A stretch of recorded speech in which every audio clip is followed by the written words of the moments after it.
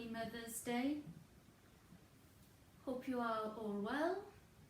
No doubt there's lots of mothers still being looked after this morning with, breakfast in bed, coffee and croissants, opening cards and presents. But I thought before I carried on with enjoying my own Mother's Day, it would be nice just to say a few words of celebration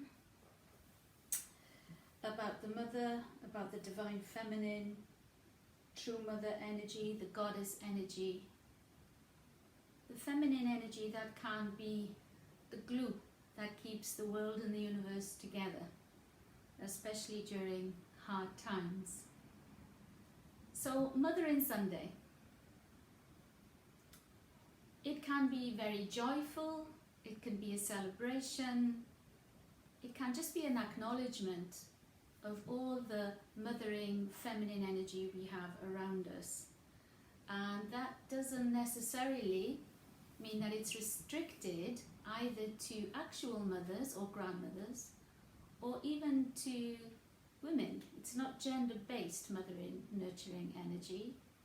We can find it in our male friends, partners, that feeling of coming home, that feeling of being looked after, of being loved, of kindness, of compassion, of being taken care of. So the mother energy, the nurturing energy, is not just limited to females, although, we play a big role. Let's be fair, we do play a big role. But I see lots of mothering energy also in people who haven't actually given birth or adopted children or fostered children. Sisters, aunts, cousins, friends, all of those things, all of those different types of people in our lives can often imbibe mothering energy. So we can find the mother beyond the actual mother. Could be mothers-to-be, could be pregnant mothers, could be mothers who are just about to birth a baby, and then in birthing a baby you birth a mother. People forget that sometimes. A mother is also birthed, and it's a big milestone in people's lives, and it's a very important time, very beautiful and wondering time. Those mothers who would like to be potential mothers, but for whatever reason struggle and need treatment and have to go through a lot of pain and suffering in order to achieve that most powerful of connection, that most powerful of love, the mother love. And we all know mothers who can be really timid and really sweet and kind, and then if there's a threat or a criticism or a perceived threat, that can really change, and we become fierce tigresses and fierce lionesses, and watch out anybody who stands in our way then, or in the way of the child. But we also can look for it in our world, that feminine energy, that mothering energy, Mother Nature, Mother Earth herself. But we see now Mother Nature all around us, birthing again, spring opening up, things starting to grow, seeds that have been planted on fertile soil now starting to show. And Mother Nature takes her time, she doesn't rush. It's not a race. Everything is done in a timely way, everything will come to actual fruition, or flower, or blossom if left alone. And it takes time. And I was looking back over my own experience as a mother of 5 adult children now. And it's a funny thing, when you have 5 adult children, I still in my head call them the kids. And of course they're not the kids. I would say 4 of them are older than I was now when I had my first child. So they are grown men and women. And I always struggle when people say, have you got children? And I'm like, yes, I've got children. I'm very blessed with the amount of children I've got. But it's like, I have to keep saying, but they're adults, they're adult children. But of course, in the heart of the mother, they are not babies. They're not babies, of course, and you admire and acknowledge their growth and evolution and their empowerment and their freedom, because that's what being a mother is. You grow them, and then you allow, nature to take its course, and they leave the nest and they go off into the world, and hopefully are well and have a good time and become worthy human beings and worthwhile human beings who contribute and have a happy life in the world. But it's just what I was pondering the other day, that there isn't a word in English, at least. You have to say my adult children, my grown-up children. Otherwise people are thinking, what do you mean your kids? How old are you then? It can be a little bit like that. But yeah, we look to the mother in our everyday lives. Whether it's just a kind word in a shop, or someone giving a helping hand, or somebody being a carer, or a nurse, or a teacher. I see the mother. I work at a little primary school a couple of days a week, and I'm a teaching assistant, so generally it's my job to support the teacher, but I think basically my job is to love the kids, because that seems to be what I do. That loving energy, because halfway through the day, they're only between 4 and 6, they will say, I want my mother. They're starting to miss that energy, that protection, that nurturance. So it can be a very rewarding job to be that kind of surrogate for a number of hours a day, while the teacher is trying to get on and teach, although they are wonderful mothers as well. I admire everything I've seen in the work. And in yoga, we look at the goddess energy, the Shakti, the feminine, divine energy. And there are many manifestations of this in yoga, from the fierce energy that you sometimes need when you need to be courageous, when you need to face a challenge, when you need to overcome a disappointment or a loss or a grief, or you need to see something into manifestation, see something into fruition. There are goddess energies like Durga or Kali, the fierce goddess. It doesn't mean that they are nasty or they're going to kill anyone or they're wicked and you shouldn't invoke them. It's just a representation of the elements in life.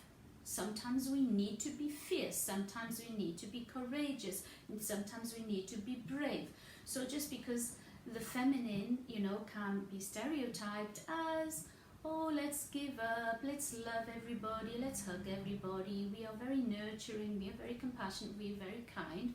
All of that is very commendable and necessary, absolutely necessary.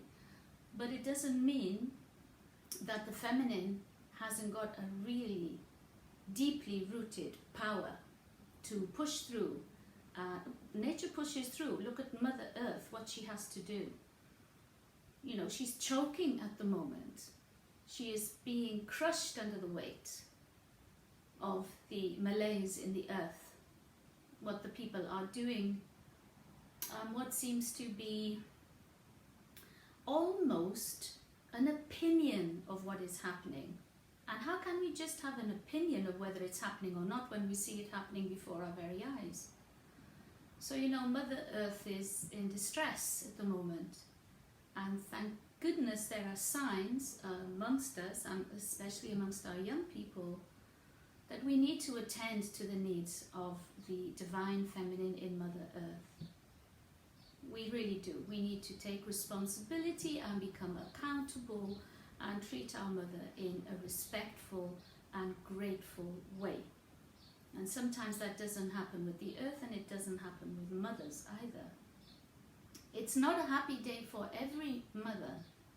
I know it can be emotional turmoil Mother's Day in some ways, because mothers may have lost children through illness or death, or maybe some kind of family feud or misunderstanding which has been allowed to fester. So Mother's Day even with a brave face, because nobody wants to be a party pooper. Nobody wants to show those feelings sometimes on particular days.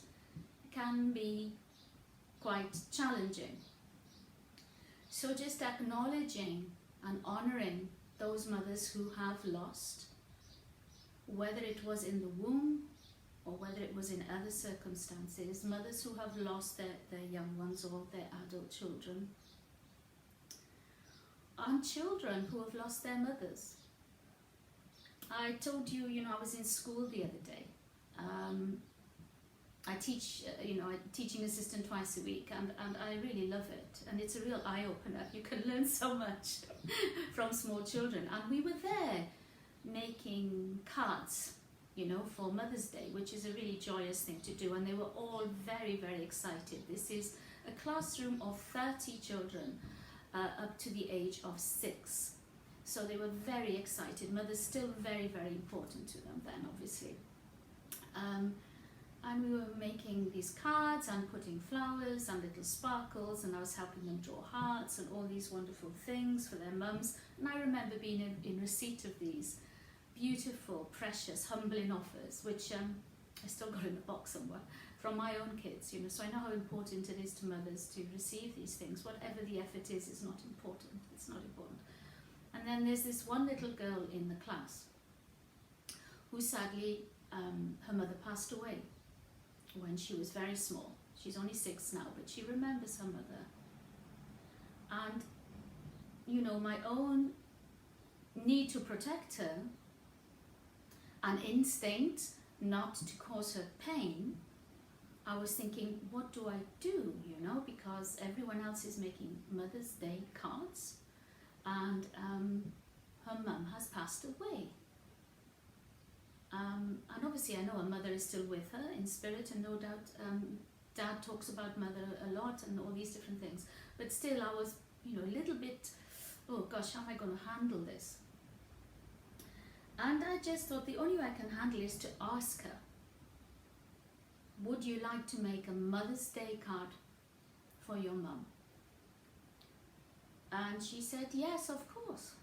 Yes, of course I want to make a Mother's Day card for my mum. And I was just, oh, thank goodness, and I was feeling for myself then, but I was also feeling, thank goodness, that, and she said to me, my mum is always with me. And she's only 6 years old, this little girl. And that was amazing, because it was a beautiful reminder to me of what I already know, but in that moment of trying to protect her, had forgotten that we are all impermanent. Everything is impermanent. Our form, our physical form, our mind, our thoughts, our dreams, our whole lives are impermanent. We know this. We know it. There's no escaping it. Yet we can sometimes live our lives as though we are immortal. So we don't bridge those gaps. We don't heal those wounds. We don't reach out to those we know beyond whatever nonsense has evolved truly loves us. And this little girl was, lo and behold, a really stark reminder to me. That yes, of course she is with you. She will never leave you. And out of the mouths of babes. And Lori wasn't at all sad, not worrying about anything. I made a beautiful card and joined everybody else, and so that was so really nice. In terms of the other types of energy we look to in yoga, there are many deities in the Hindu tradition, and whether you attach to that form and that avatar, or whether you sometimes tap into the energy, the flow of energy that we need in particular essences of life, we can tap into that divine Shakti, whether it's Lakshmi, whether it's Kali, whether it's Durga, whether it's Sita. There's creativity, there's abundance, there is unconditional love, and sometimes there's courage, and sometimes, and bravery and boldness even, that we need to bring into ourselves in order to navigate life in a way that is resilient, in a way that is going to serve us and not bring us unnecessary suffering. So we have flowers, we have nice gifts, we have cards and all those things, all those wonderful, wonderful things. But the underlying celebration is one of love. The one of love that comes from the heart and exudes to others. So really it's about seeing the love and the divine in others and letting them see it in you, and finding it in the things around you in everyday life.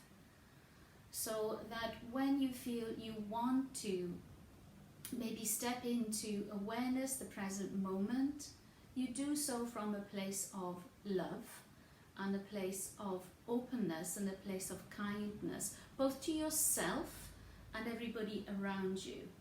Because it can be really easy to be nice and kind and loving to the people you know and love, whether it's friends or family. But it can be trickier to do it for people you know that may have done you some wrong, that may have let you down, that may have deceived you or disappointed you or even hurt you badly or even abused you. It can be very difficult to send that kind of compassion and loving kindness towards them. So I'm not saying you allow bad behavior and you allow people to continue to abuse you, or you allow people to continue to take advantage of you. That's not it.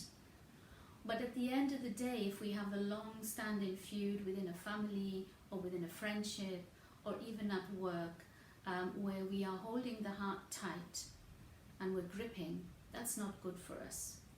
We need to really come to a choice, an alternative view, a different perspective, and be willing to make amends and maybe even look at ourselves and change a particular behavior. That can be really helpful as well. So I want to just do a nice loving kindness meditation. So I would like you to sit up. We're not going to do a physical practice today, but as I've been talking about Mother's Day and all those things, just thinking of the mothers that have lost, and maybe the people who, because of COVID, have been in care homes, haven't been able to see their families, or families haven't been able to visit. I know I haven't seen much of my children in the last year. Thankfully I'm going for a walk with most of them today. But that has been a loss, so just giving ourselves a moment to just send some love to those people. So bring your hands to your heart in Namaskar Mudra. Just close your eyes. You can sit on a chair, on your knees, cross-legged. Nice, long, straight spine. Let the energy rise up. You can open your eyes, bring your hands down, and just place the hands on the thighs. So the only physical work you're going to do really is to sit with an upright spine. If you're on a meditation stool, if you're sitting cross-legged, let the knees drop out. If you're on your chair, make sure that your feet are under your knees, that your chest is really soft and open, that the neck is long, that the crown is reaching up, and that the face is soft. And just come into your yoga practice space, your meditation space, coming into your own mind, into your own body with your focus. So you might say, well, I'm always in my own mind. I want to get away from it. I'm always in my own body. What I am suggesting is that you come into those spaces with awareness, in a conscious way, not in a habitual way. Allow the breath to be smooth, in through the nostrils out through the nostrils. Nice broad collarbones. Lower ribs are not sticking out. Nice soft belly. Shoulders are softly down, away from the earlobes. Shoulder blades can be sliding down the back. The back is strong and long, but it's not rigid. So you might be in a chair, please don't slump. See if you can take your spine away from the back of the chair. If you're lying in bed, that's perfectly fine. Just see if you can lie in a straight line. Bring yourself into stillness.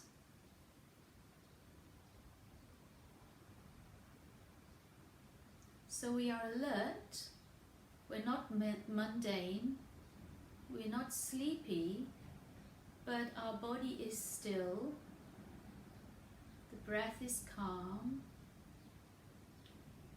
the mind may be busy, but allow it to do whatever it needs to do. Don't come into your yoga practice with a feeling of frustration or a feeling of disappointment. The mind is always busy until we practice our own attitudes, our own symptoms, our own ways of calming the mind down. And one way is to focus on the breath. So if we bring the mind to the focus of the breath,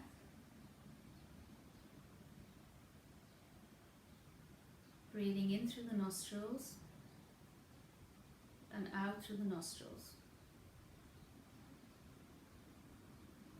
You're just noticing the cool air being sipped up into the nostrils, and as you breathe out, maybe you notice the air is warmer. You're giving the mind something to do, just for a few minutes as you come into your practice.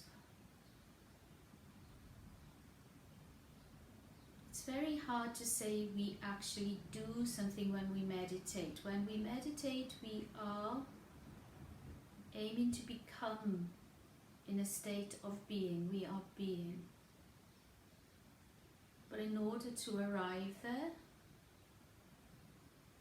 we have different methodologies to support us, to help us. So sitting in stillness, focusing on the breath,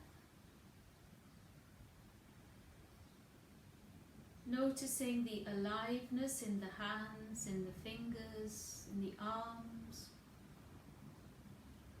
Notice where you feel your own body's aliveness. Maybe it's the feet, the toes, knees, could be the hips, the belly. Maybe the energy that's rising up from your lower body, up the spine. On the inhalation, always raising the energy up, going upwards to your higher power, your higher consciousness, could be to your divine wisdom. And as you breathe out, you subtly release any resentment, anger, disappointment, letdown. So breathing in, energy rises up the spine, up to the crown, out through the crown. And breathing out, you are releasing. So the energy may well come down in a loop, but you're not collapsing. Breathing in, an imperceptible uprise. Maybe it feels as though you are opening the chest more, that you could be back bending, initiation of a back bend, but it's so subtle. Breathing out, belly drops in slightly, could feel like the initiation of a forward bend, but you're sitting in an upright position. Hands gently on the thighs or the knees, no tension. Soft face. Smooth skin. Bring your attention to the structure of the skull, beneath the hair, beneath the scalp, the bone of the skull. Bring your attention there with the mind. Notice if there's tension in the skull, maybe around the eye sockets, maybe around the jaw. Maybe the brow is creased, maybe the eyes are closed but there's tension. So you're screwing up the eyes, they're not smooth.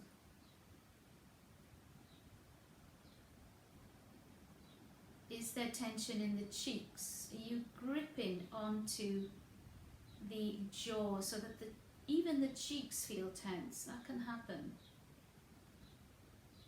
Let go of the jaw. Maybe you want to drop the mouth open, lightly dropping the bottom lip. Don't worry about how it looks. You're there in your own home, just how it feels. We grind our teeth sometimes in the night, just making sure the teeth are apart and that the tip of the tongue is not pressing any part of the mouth. Let it feel loose. Remind yourself that you have a really erect spine that's rising up from your seat, wherever they might be, on the floor or on a chair. No issues where it is. The spine is rising up. The shoulders are softly down, so you have lots and lots of space between your earlobes and your shoulders. Long back of the neck. Bring the mind again to the skull. Try and feel over the whole skull with the mind's eye. Notice the sensations there when you do this. Is there tightness at the base of the skull? That place there, the base of the skull. We call it the jade pillow. Occipital glands around here. Place where when you have a massage, head massage, it feels so good. Behind the ears. Release any tension behind the ears. The actual ear itself. See if you can bring the attention to the ears. What do you hear? Is there a noise? Something audible far away? Just let the mind gently focus on it. No need to create a narrative, no need to make up a story. No need to be annoyed if it's a loud noise. Just allow it. And let that fade now. Bring the mind into a closer noise. Something that is close to you. Bring the mind to the ears. Actually see the ears from the inside with the mind's eye. Notice that when you place attention and focus on something, that the energy is there and you can almost feel it. You can feel it. Deep, deep into the inside of the ears. All of the stuff we take in an unconscious way during the day. Be conscious now for a moment of what you are hearing.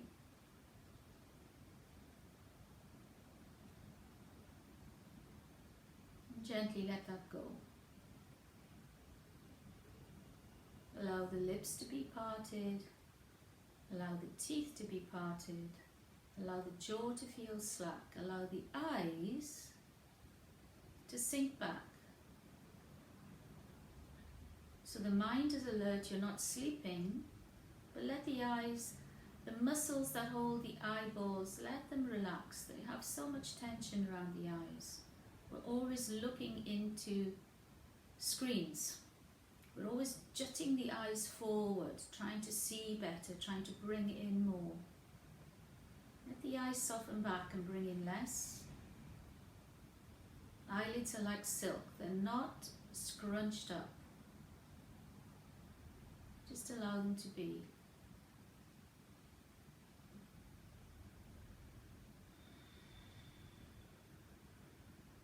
Notice the aliveness in the whole body now. So the focus is moving from the skull just to the whole body. If you need to change your seat or uncross your legs, do so now, and then settle into stillness.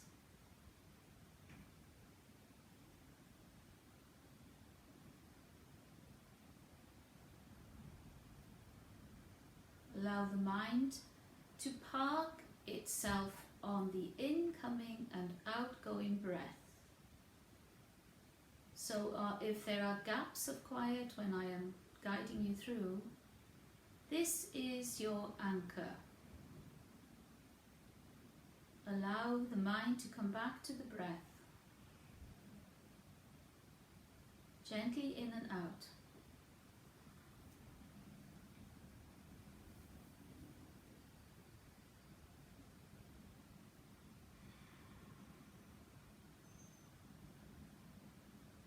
Gently in and out.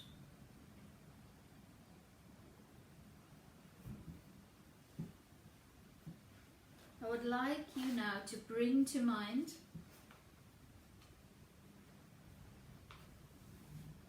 someone you love dearly. Bring their face into your mind. Someone with divine feminine energy. Doesn't have to be your mother or sister or cousin or aunt or grandmother. Just somebody's face that comes to mind when you think of the energy of the mother.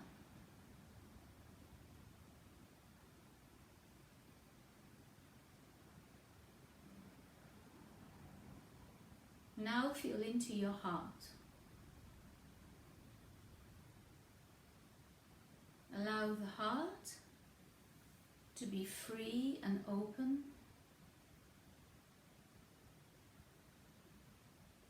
Allow the lungs to expand, the ribs to expand, and allow the heart the space that it needs to shine forth. Breathing in and out of your heart. The energetic space of the heart, where we feel our most passionate relationship love, our unconditional love for children, friends and family, and our unconditional love for the self.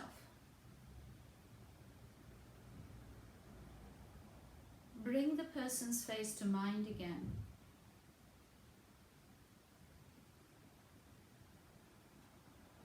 And as you breathe in, fill your heart with love, compassion and kindness, and send it to the person you love.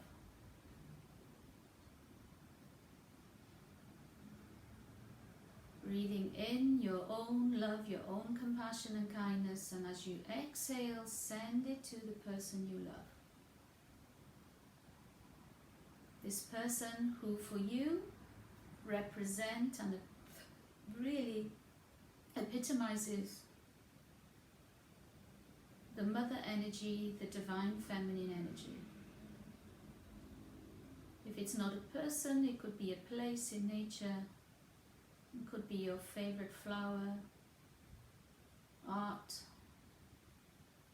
dance, even music, whatever is there for you. A few more moments of filling your heart with kindness, love and compassion, and sending it to that person or entity.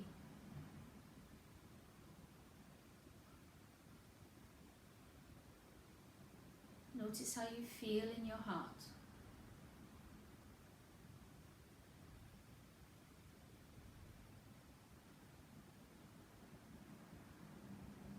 Now draw to mind a person who you did have love for, or you may still have love for, but there has been a rift or a loss. There has been a rift or a loss, a grief Maybe you're passing on.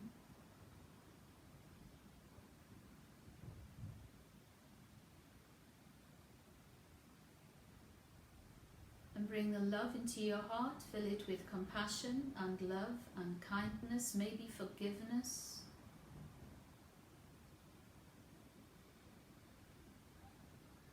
How you feel in this present moment.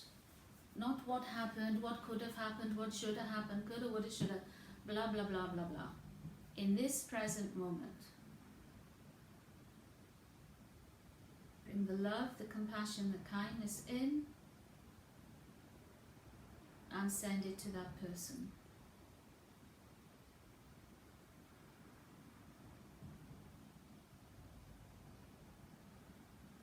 Breathing in deeply to your heart so you feel the energy in the heart. People who say they cannot, believe in energetic bodies. What happens in our heart? We feel the pain, we feel the love, we feel the joy, we feel the loss in our hearts. So send the love to that person who may be lost through a disagreement, through a rift, or maybe who we have lost their physical form.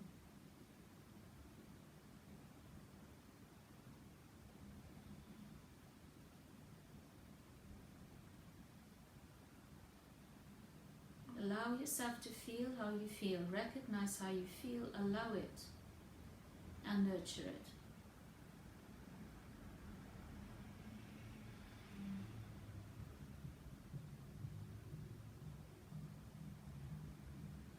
Now bring to mind a person who you may not even know well personally, but somebody, could be very recently or maybe even a long time ago, but your reaction in your energetic body, your reaction in your spirit, in your heart, told you that you did them wrong, or that they did you wrong. Somebody may have blanked you, somebody may have cut you up, somebody may have been rude to you in the supermarket or pushed past or didn't wear a mask or did any of these things that at the time can rattle us and make us feel under attack or threatened. But they may just be simply a symptom of the day, symptom of that person's conditions, a symptom of that person's lack of awareness.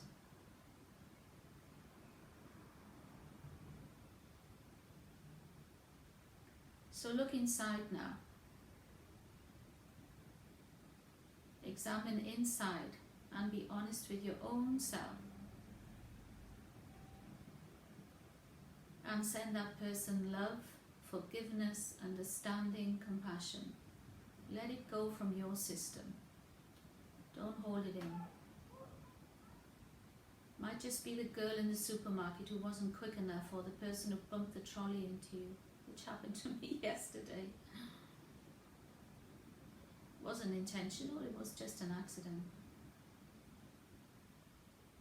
So sending whatever person or entity you feel you have done wrong, well, they have done you wrong. So you're either allowing forgiveness for them or forgiveness for yourself. Feel the love in your heart before you reach it out. Fill your own cup up. We need to be full before we can give. Fill it up. And allow it to go to the other person. So you let go of any residual tension you are holding, because we hold these things in the body and the layers become very thick and dense. And when the layers are too thick and too dense, we just can't bring ourselves to make amends, or we can't bring ourselves to forgive, because it becomes part of our DNA almost.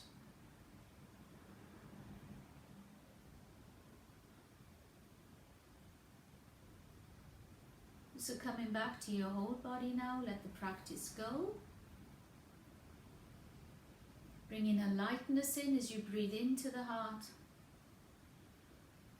and a release as you breathe out from the heart. So you're allowing the heart freedom to swell and expand and to let go of any burden, any blockages, any dark spots, anything you've been harboring. So let's live in love. Breathing in and breathing out any burden.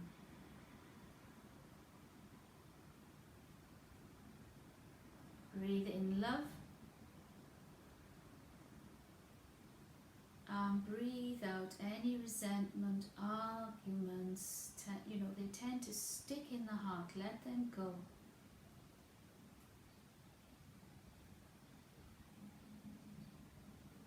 Bring the hands together. And just give your own self a moment just to think of who you are grateful for in the world today. Somebody who has the mothering, nurturing nature, or somebody who's really been a big support for you. And as I say, this is not limited to women. We can find the mother in many, many, many ways.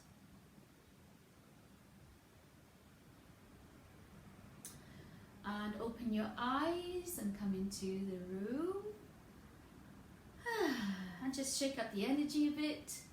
Shake up the hands, shake up the elbows, shake out the shoulders, maybe shake your head, do a few head rolls, so dip the chin down, breathing in, and just rotating one way, a couple of times, and the other way, a couple of times, and don't worry about your crunching, just do it carefully and slowly. It's just your vertebrae opening up a little bit, making a bit of space, and maybe breathe in, look right, breathe out, look left, breathe in, look right, breathe out, look left.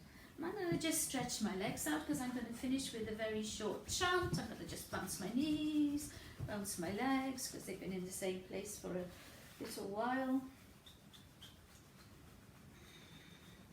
So when we think of the Mother Earth, Mother Nature, the flow of life, dance, music, joyful stuff, the family counselor, the place where you feel most at home, place where you feel most at home. It's very, very, very worthy of celebration and acknowledgement. So I'm going to leave you with a short chant to the Mother Divine. I haven't got my music, I haven't got my harmonium, I'm just going to do it.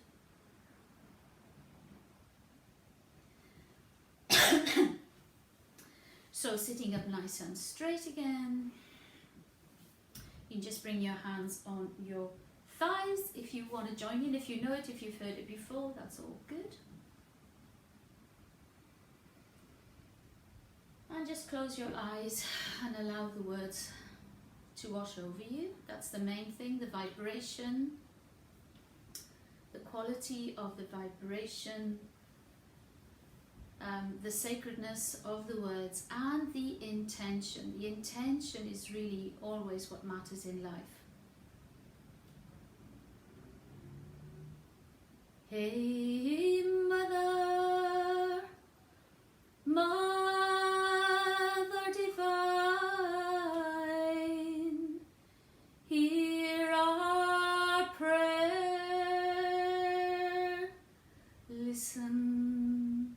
Listen to our prayer. Hey Mother, Mother Divine, hear our voice. Listen to our voice. Shivoham.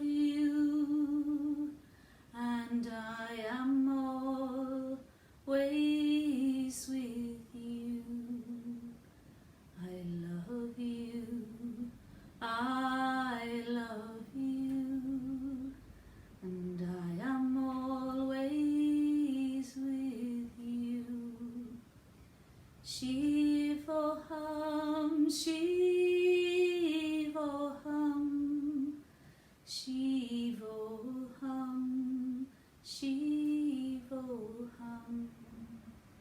My heart is your heart, and your heart is my heart. Shivoham, Shivoham, Shivoham, Shivoham. My heart is your heart, and your heart is my heart. Shivoham, Shivoham, Shivoham, Shivoham, Shivoham, Shivoham, Shivoham, Shivoham.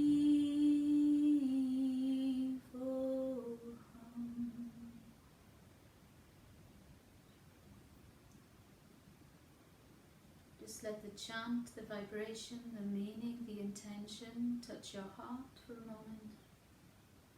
The energy settle. Bring your hands together. Namaste. Om Namah Shivaya. Bless you. Have a good Mothering Sunday. Thank you for joining me.